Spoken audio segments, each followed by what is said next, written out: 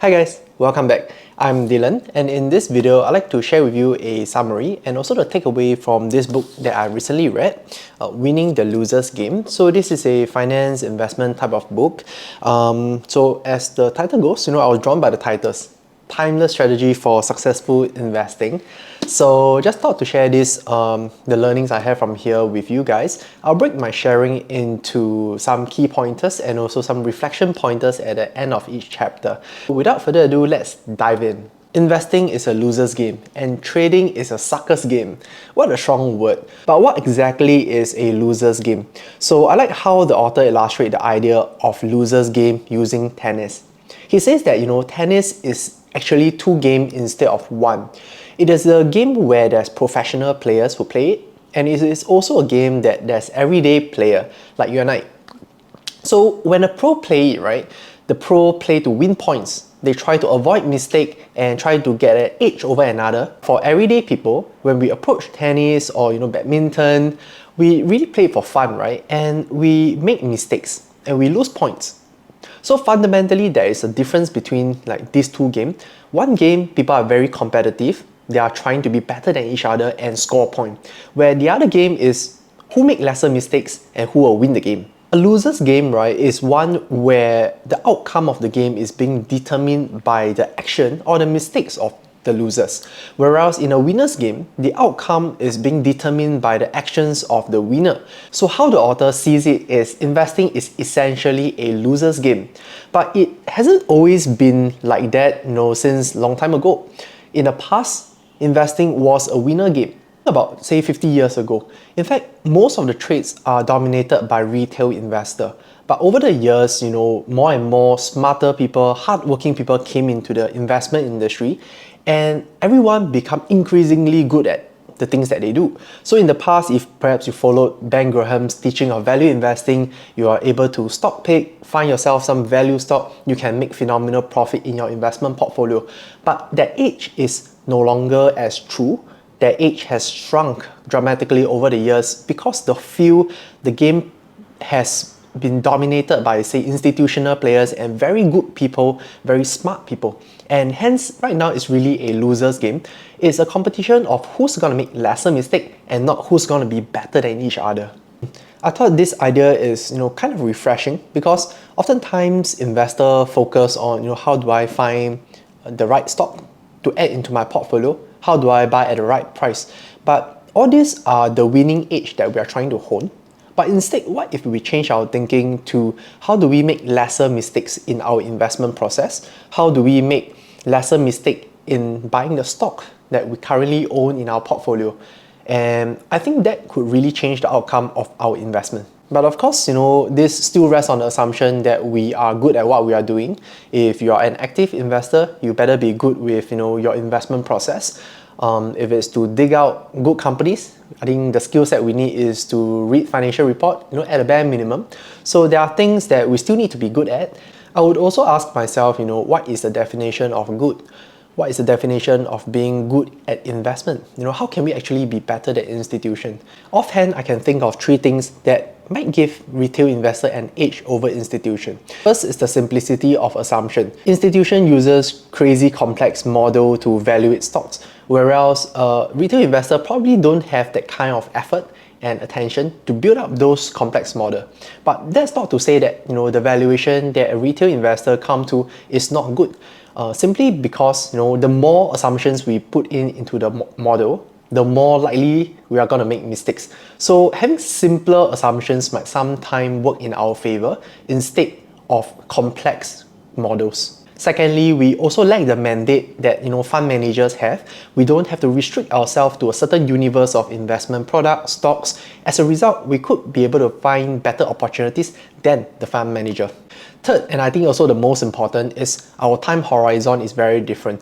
I would like to think that fund managers, because of the industry itself, they are chasing short-term scorecard. Whereas for personal and individual retail investor, we have a longer runway. We can play a longer game rather than the short game where you have to keep chasing and delivering returns. I mean, ultimately that's what the investment industry is built on, right? Now that we know that the outcome of a loser's game is being defined by the mistakes of the losers, one way we can think about our investment could be reducing our mistake. And in this book, it brought up the three different gears in the whole investment process, which I thought is interesting to share. The first gear is the market, the second gear is the investor, and the third gear is the investment manager. So if let's say you invest in a fund, it could be your fund manager. If you invest in a REITs, it'll be your REITs manager. So the book says that oftentimes people think that the investment manager is the most important gear in this whole process.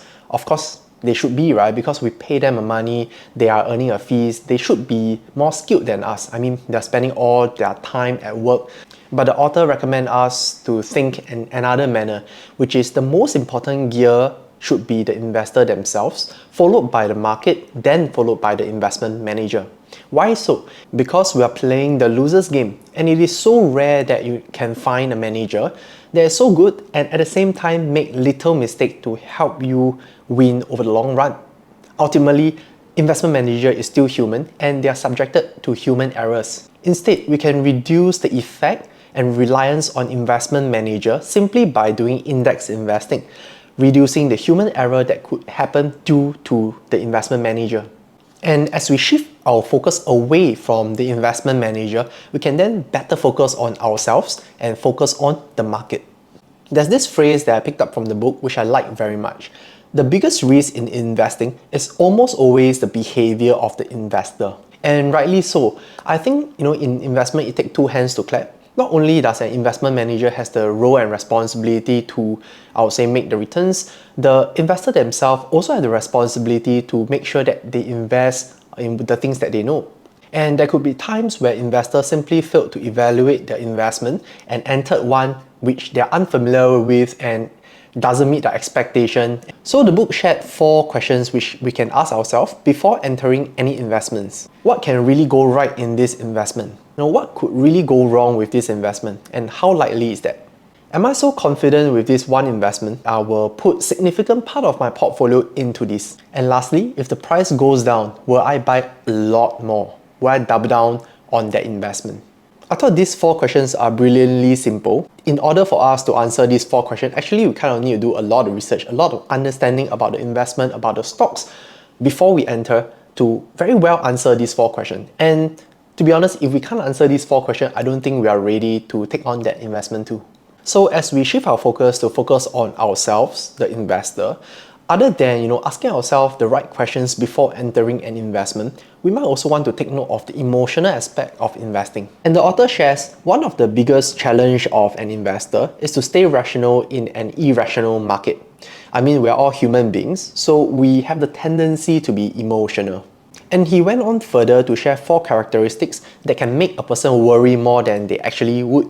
So whenever there is a large-scale consequence, whenever there is something that we cannot control, whenever there's something that we are unfamiliar with, and whenever there's something that suddenly occurs, we get worried more than the situation deserves. But naturally so, right? Suppose last night the market dropped by 40% and your net worth or your investment went down by 40%. Naturally, we would have this type of emotional knee-jerk reaction. But I would like to think that, it's not the emotions that is going to affect us, but the behavior after the emotions that's going to affect us. The book shares one way where we can overcome this human tendency of emotional mistakes, which is to study. The more we study about the market history, the more we know its personality, its characteristic, and its nature, the more we can project how it's going to be like in the future. What we see as a black swan event actually isn't really a black swan event. It is statistically possible. So it's not a question of will it happen, but rather when will it happen. And if we are serious enough to study the history of market, we would know and we should expect that at some point the market will dip to this level and hence be ready for it. So with the knowledge of the past, we can better insulate ourselves from the noises of the market. As I read this, I thought about my own portfolio. Use REITs as an example. REITs is going through a hard time because of rising interest rate environment. As a REIT investor, am I worried? I'd like to think that the answer is yes and no. I'm not very worried because I'm confident that Fed will eventually achieve its long-term inflation target and hence interest rate is going to come down and therefore REITs is going to go back its original path. But at the same time, I'm worried because high interest rate environment could persist and last very, very long. If we think about the stock market before year 2000, there has been a prolonged period of high interest rate, and so really high interest rate isn't something new. It has happened before and it happened again now. And regretfully, I would like to admit, I don't have much research and knowledge about that period, that era, which means I should read up. This is a good reminder for me to read up more about the history of high interest rate. So the next interesting thing that I picked up is the key to market success is not in the skill or knowledge of an investor, but it is in the skill and knowledge to which the transaction is made. And I thought, this made so much sense because be it if we are investor or we are traders, we may know a lot, but that does not translate to return, right? End of the day, it is how much of this knowledge and skill set we put into that one investment, that one trade, which is going to make the whole difference in our financial life. So at this point, we've talked about the investment manager, how by reducing our focus to the investment manager, we can better focus on ourselves, the investor. Next, let us talk about the market. I love this analogy. It shares that the daily weather is different from the climate. Weather is about the short run, while climate is about the long run. What we should be focused and concerned about in investing is the climate and not the weather. And on this point, right, there's many references to the book Intelligent Investor by Ben Graham. For example, the idea of Mr. Market and Mr. Value. Mr. Market is always there to trick us with his deceptive little actions and gestures. He is always trying to tempt us into action.